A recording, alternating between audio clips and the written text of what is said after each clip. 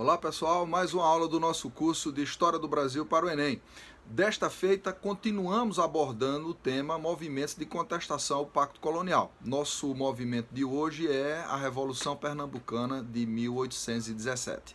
Veja, nas aulas anteriores nós abordamos a Inconfidência Mineira, que era um movimento da elite, que não queria a abolição da escravidão, que queria um governo republicano, que queria estimular, por exemplo, a taxa de natalidade, tornar obrigatório o alistamento militar e coisas desse tipo, né, que acabou sendo sufocada e o Tiradentes foi enforcado, esquartejado, etc. e tal. Os outros líderes foram degradados e no final das contas tudo continuou como dantes no quartel de Abrantes.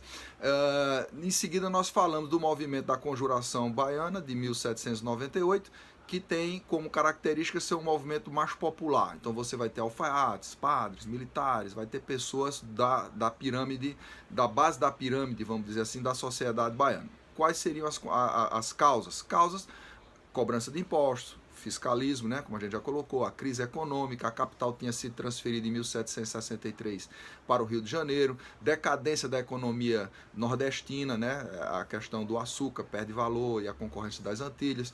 Então todo esse contexto cria as condições para um movimento de independência baiano. Então, essa conjuração acaba sufocada. Como aqui você não vai ter membros da elite participando, todos são condenados, todos são mortos e os principais líderes, e aí o movimento é sufocado, não consegue avançar. Veja, agora nós vamos para 1817, Revolução Pernambucana, tá certo? Então, o que é que acontece? Então, é importante aí, novamente nós temos um contexto de crise, tá certo? Então, uma crise econômica muito grande decorrente dessa falência da economia canavieira, que a gente já falou antes. Além disso, em 1815, tinha havido uma seca muito grande. Então, essa seca devastou o estado de Pernambuco. E aí isso gera pobreza, fome, né, desemprego, uma série de problemas naquela economia ali, tá certo? Além disso, nós vamos ter essas interferências, vamos dizer, ideológicas aí, do iluminismo, da Revolução Francesa, da independência dos Estados Unidos, tá certo? Nós vamos ter uma série de ideário, né? Um ideário aí que é composto por várias contribuições, inclusive o próprio Napoleão Bonaparte, né? Que tinha assumido o poder e tinha implantado um governo na França afrontando os princípios, vamos dizer assim, da monarquia, tá certo? Ele faz um governo de força, né? Não vai ser uma democracia, mas fica aquela ideia lá. Então, o que é que acontece? Lembre-se que a insurreição pernambucana, tá certo? De 1654, que travou durante vários anos, e em 1654 consegue vencer e expulsar os holandeses. Então, Pernambuco sempre teve essa ideia de altivez, tá certo? Então isso é muito importante e caracteriza o pernambucano, tá certo? Por quê? Porque o Brasil nasceu, você pode usar essa expressão, alguns historiadores, a ideia de que a pátria nasceu em Pernambuco, tá certo? Então esse sentimento de brasilidade, esse sentimento de união, de expulsar os estrangeiros, etc. Então uma certa altivez. E aí, veja bem, aí nós temos o quê? 1808, a vinda da família real para o Brasil. Então a corte se instala no Rio de Janeiro. 1815 nós vamos tratar disso mais na frente, a questão da elevação do Brasil à condição de Reino Unido. E aí o que é que acontece? É preciso grana para manter a corte no Rio de Janeiro. Quando Dom João VI foge sem muitos recursos, chega aqui para se virar com o que tinha no Brasil, já que Portugal fica lá abandonada quando ele foge, né, o bloqueio continental que Napoleão impõe, e ele fura o bloqueio continental, e aí em 1807 eles fogem, chega aqui em 1808, então a família real vem para cá. Vai ser objeto de uma outra aula nossa. Então o que é que acontece? Eles começam a apertar. A coroa começa a cobrar impostos, começa a pressionar, e isso gera um caldeirão de satisfação. Então essa Revolução Pernambucana de 1817, ela tem a ideia de um governo republicano. Veja, novamente por ser um movimento de elite, nada de abolição da escravidão. Então o escravo continua porque ele vai ser os pés e as mãos, vamos dizer assim, do senhor, né, de engenho. Então, no final das contas, nada de mexer nisso. Então, valorização da questão do exército, né? Então você vai ter um movimento com a participação de clérigos, né? Até alguns autores chamam de revolta dos padres, revolução dos padres e tal, porque você vai ter padres com posição de destaque nesse movimento, tá certo? E aí eles estão querendo a república, tá certo?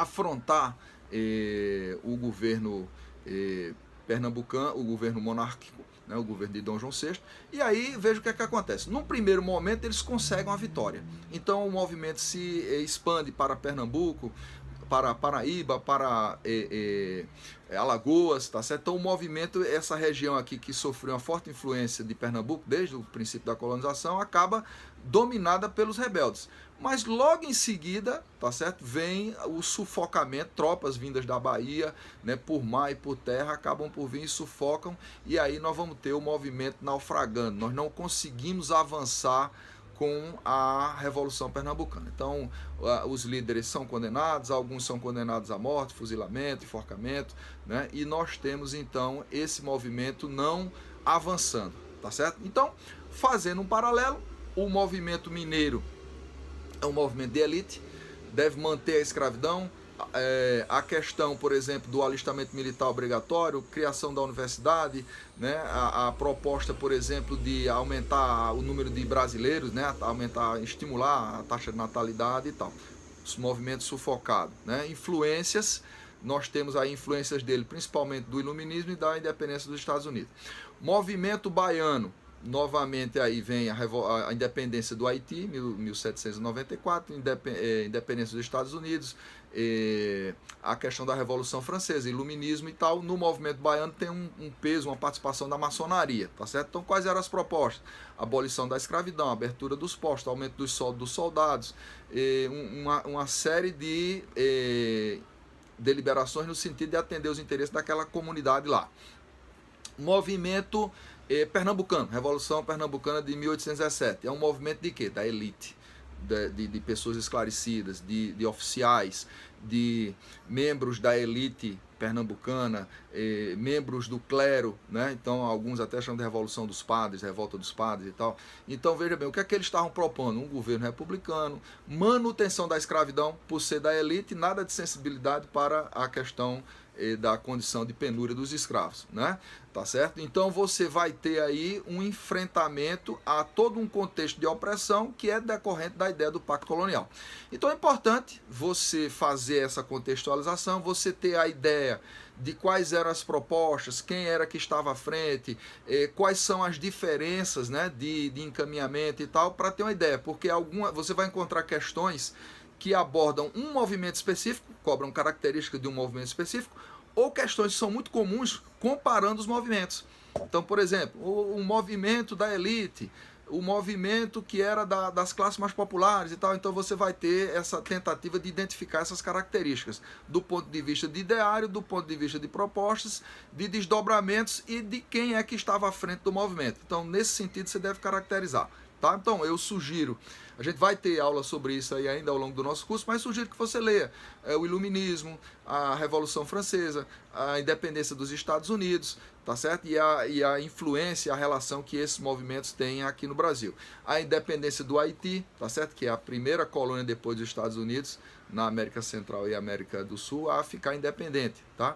E aí isso gera todo um contexto. Então a independência do Haiti influencia diretamente o movimento baiano. Tá certo? Enquanto que tem uma diferença para a Revolução Pernambucana, que é a questão de que já estamos no Brasil, agora Reino Unido, tá certo? Então, 1817, 1815, o Brasil tinha sido, virou a capital, vamos dizer assim, do reino, tá certo? Então, o Império Português aí, o rei, o monarca, estava no Brasil, então há uma inversão em relação ao que tradicionalmente acontecia. Então o Brasil foi elevado ao Reino Unido em 1815. E aí uma série de medidas que nós vamos abordar aqui, a abertura dos portos, a questão da criação da Biblioteca Nacional, a questão, por exemplo, do Banco do Brasil, né, Casa da Moeda, uma série de medidas que nós vamos detalhar aqui com mais calma lá para frente. Então, eu espero que você tenha curtido, você tenha entendido, tá certo? Divulga o nosso trabalho aí e continua fazendo o curso, faça os exercícios e até a próxima.